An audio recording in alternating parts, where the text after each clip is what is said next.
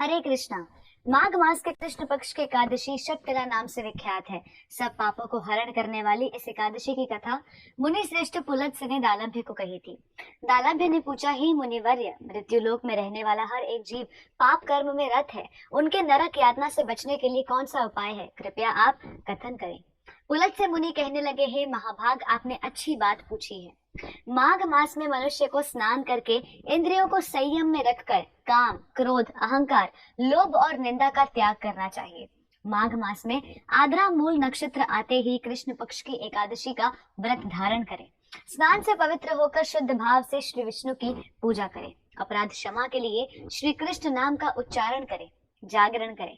चंदन, कपूर और भोग दिखाकर शंख, चक्र, पद्म और गदा धारण करने वाले श्री हरि की पूजा करें। एक समय नारद जी ने भगवान श्री कृष्ण से यही प्रश्न किया था।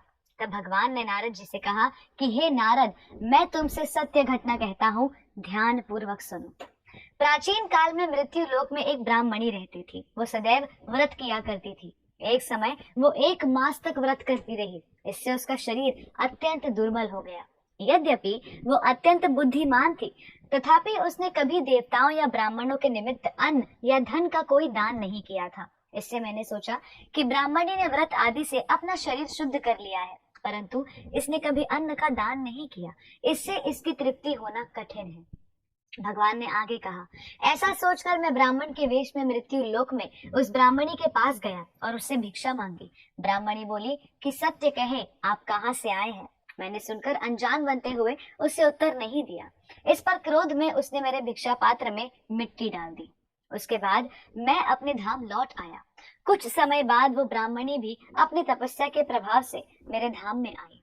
उसकी तपस्या के परिणाम स्वरूप उसे एक सुंदर महल मिला, परंतु उसने अपने घर को अन्न आदि सब सामग्रियों से शून्य पाया।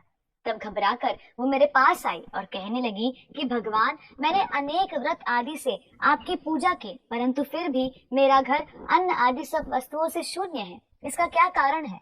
इस पर मैंने कहा, पहले तुम अपने घर जाओ। देव स्त्रियां आएंगी तुमसे मिलने के लिए, परंतु पहले तुम उनसे षटतिला एकादशी का पुण्य और विधि सुनना, तब द्वार खोलना। मेरे ऐसे वचन सुनकर वो अपने घर गई। जब देव स्त्रियां आई और द्वार खोलने को कहा तो ब्राह्मणी बोली, आप मुझे देखने आई हैं तो षटतिला एकादशी का महात्म्य मुझसे कहें। उनमें से एक देव स्त्री कहने लगी कि मैं कथा कहती हूँ। जब ब्राह्मणी ने षटतिला एकादशी का महात्म्य सुना तब द्वार खोल दिया। देवांगनाओं ने उसको देखा कि न तो वो गंधर्वी है और न असुरी है, वरन वो तो एक मानुषी है। उस ब्राह्मणी ने उनके कथा अनुसार षटतिला एकादशी का व्रत किया। इसके प्रभाव से वो सुंदर और रूपवती हो गई तथा उसका घर अन्न आदि समस्त सामग्रियों से युक्त हो गया। ये था षटतिला एकादशी का महात्म्य, जो भगवान श्री कृष्ण ने नारद मुनि को बताया और फिर पुलत्स्य मुनि ने दालभ्य ऋषि से कहा। अतः हम मनुष्य को भी षटतिला एकादशी का व्रत रखना चाहिए। इससे दुर्भाग्य, दरिद्रता तथा अनेक प्रकार के कष्ट दूर होकर मोक्ष की प्राप्ति होती है।